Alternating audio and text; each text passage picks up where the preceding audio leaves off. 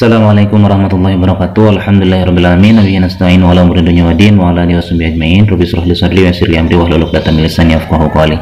Anak-anakku, dalam video ini Bapak akan menjelaskan materi yang tahun lalu ya, US yang tahun lalu. Jadi kita bahas tinggal nomor 26 sampai terakhir ya. Jadi dalam video ini nomor 26 sampai terakhir ya, sampai nomor 45 akan kita bahas ya. Jadi tolong diperhatikan, kemudian dipahami ya, karena setelah Bapak melihat kisi-kisinya ternyata tidak jauh beda dengan soal yang tahun kemarin. Soal-soal bentuknya soal-soal yang tahun kemarin. Jadi Bapak di sini akan membahasnya ya. Nah, langsung saja ya, nomor 26.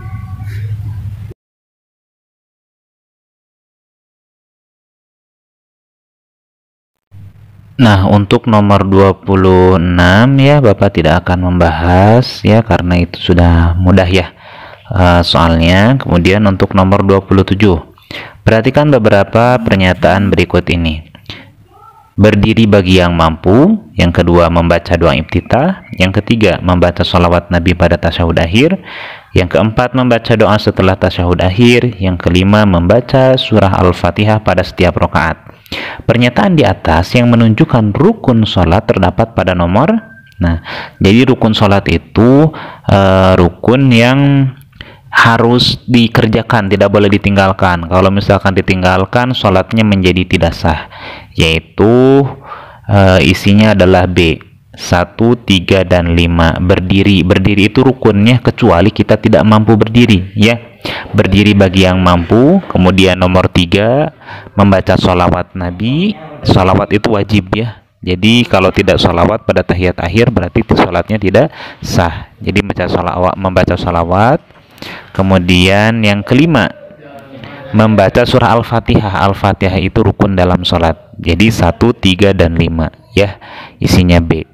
Kemudian untuk nomor 28, perhatikan tata cara wudhu berikut. Tertib: membasuh wajah, membasuh kaki sampai mata kaki, mengusap sebagian kepala, membasuh kedua belah tangan sampai sikut. Kemudian yang keenam, niat. Urutan tata cara wudhu yang benar ditunjukkan pada nomor yang pasti. Yang pertama niat dulu, berarti yang pertama 6 ya.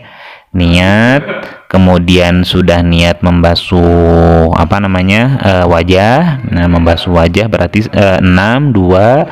Setelah wajah kemudian tangan, kemudian setelah tangan kemudian mengusap sebagian kepala, kemudian setelah mengusap sebagian kepala membasuh kaki sampai mata kaki, dan yang terakhir tertib. Itu berarti isinya D ya, isinya D. Jadi urutannya kita harus tahu ya. Niat, membasuh wajah, membasuh tangan, kepala, kaki, baru tertib ya. Kemudian nomor 29, perhatikan contoh macam-macam najis berikut. Darah, air seni itu air kencing ya bagi laki-laki. Tinja itu jadi kotoran BAB ya. Kemudian air liur anjing. Berdasarkan urutan di atas, yang termasuk contoh najis mutawasithah atau pertengahan ditunjukkan pada nomor. Isinya adalah 1 dan 3, darah dan tinja. Kalau air seni bayi laki-laki itu mukhafafah ya. Sebenarnya ini ada keterusannya, yang belum makan selain air susu dan belum berusia 2 tahun ya.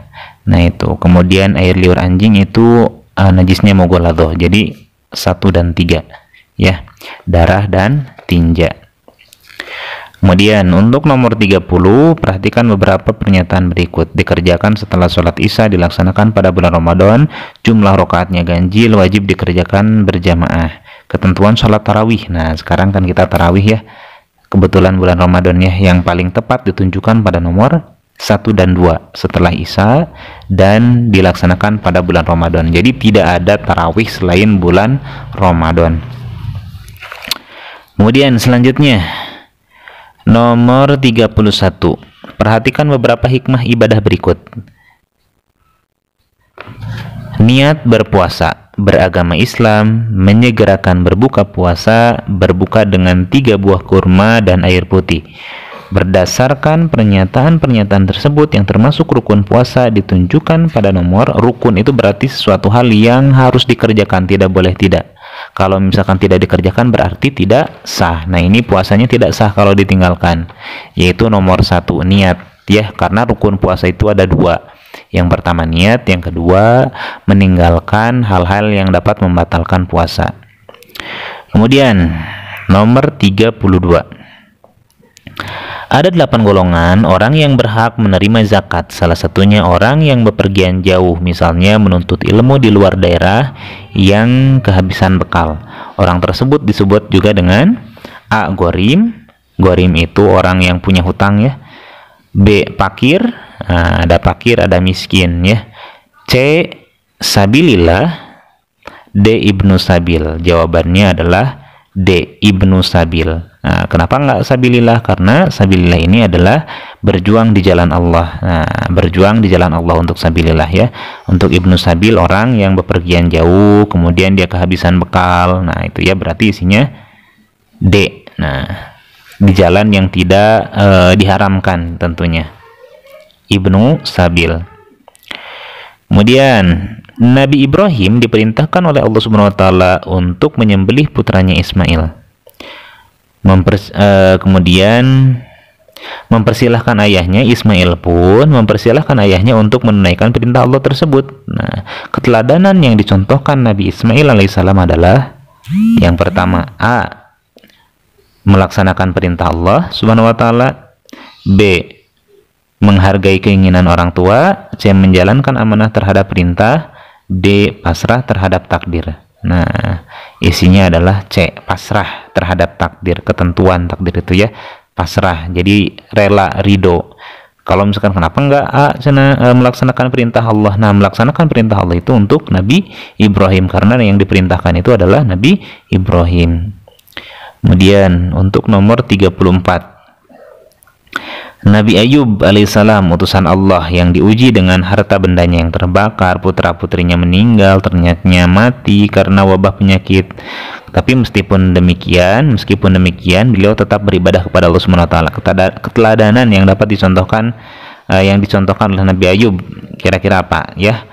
Kasih sayang terhadap keluarga, B. beribadah tanpa mengenal lelah, C. memaafkan kesalahan orang lain, dan D. sabar dan tawakal kepada Allah. Isinya adalah tentu saja D ya. Nah, sabar. Nah, jadi walaupun diuji dengan beberapa ujian, tetap saja Nabi Ayub beribadah kepada Allah Subhanahu wa taala. Jadi sabar ya. Nomor 35, Raden Ainul Yakin atau Sunan Giri dikenal dengan sebagai pemimpin agama dan masyarakat yang gigih dalam berjuang, tabah dalam menghadapi rintangan dan hambatan.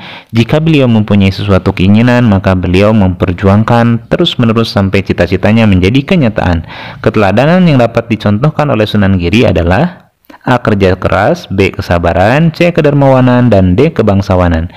Isinya adalah kerja keras, gigih dalam berjuang, kemudian diakhiri dengan terus-menerus sampai cita-citanya menjadi kenyataan. Berarti gigih dalam kerja keras. Nah, kenapa nggak sabar? Nah, tapi di sini yang lebih dominan adalah kerja keras ya. Memang sabar di sini tabah dalam menghadapi rintangan. Tabah berarti sabar. Tapi ini yang lebih dominan adalah kerja keras. Nah, isinya A.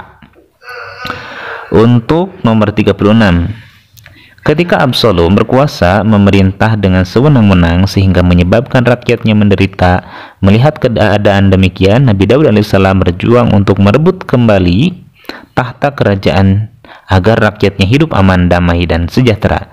Keteladanan dari kisah Nabi Daud alaihissalam tersebut adalah berusaha untuk mendapatkan prestasi, B. berani menyampaikan kebenaran, C. peduli kepada teman dekat, D. mengutamakan kepentingan diri sendiri. Nah, isinya adalah B. berani menyampaikan kebenaran. Kalau untuk kebenaran, Nabi Daud selalu berani. Kalau peduli terhadap teman dekat, peduli juga, akan tetapi di sini kan umum ya sifatnya.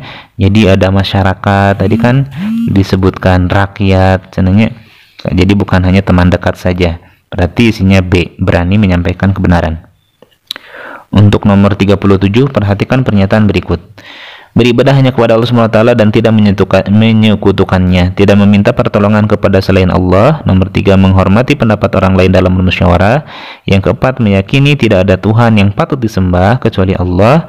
Yang kelima, tidak pernah terlambat datang ke sekolah meskipun rumahnya jauh.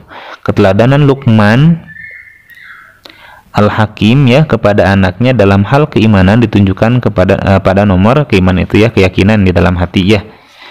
Ditunjukkan oleh nomor berapa nih? A, 1, 2, dan 4. 1 tadi apa? Beribadah hanya kepada Allah SWT, berarti betul ya.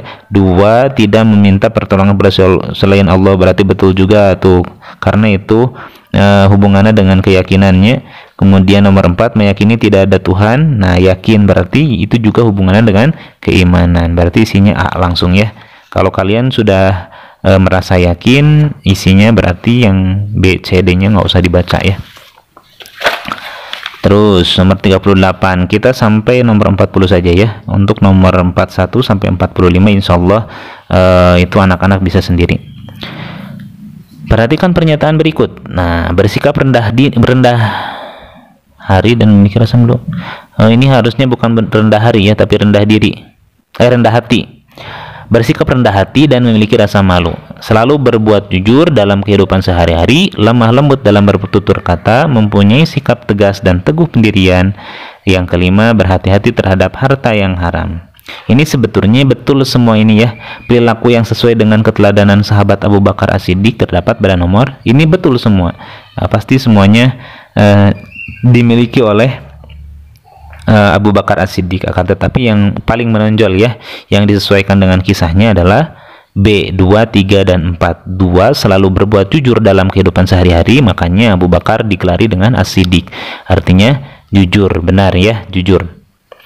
3, lemah lembut dalam bertutur kata, dan 4, mempunyai sikap tegas dan teguh pendirian. Nah, teguh pendirian, jadi tidak mudah goyah pendiriannya. Nomor 39, perhatikan tabel berikut. Nah, di sini ada nama Nabi, kemudian keteladanannya, nama Nabi, Nabi Isa, Nabi Zakaria, Nabi Musa, dan Nabi Daud. Keteladanannya, berani membela kebenaran, bekerja keras, bertaubat setelah melakukan kesalahan. Yang B, bijaksana dalam menyelesaikan perselisihan dengan solusi yang adil. Yang C, kesabaran dan kesetiaannya kepada istrinya. Dan yang D, pribadi yang pengasih. Ia disebutkan mengajarkan umatnya dengan penuh kasih sayang. Perilaku teladan Nabi Zakaria yang paling tepat berdasarkan tabel tersebut adalah, nah, berarti Nabi Zakaria nomor 2. Nah, mana perilakunya ya yang sesuai dengan Nabi Zakaria? Apakah A, B, C, atau D? Nah, di sini berarti isinya adalah C, kesabaran dan kesetiaannya kepada istrinya walaupun istrinya belum dikaruniai anak dalam usia tua. Jadi selalu setia ya. Isinya 2C, berarti B isinya ya. Yang terakhir ini nomor 40.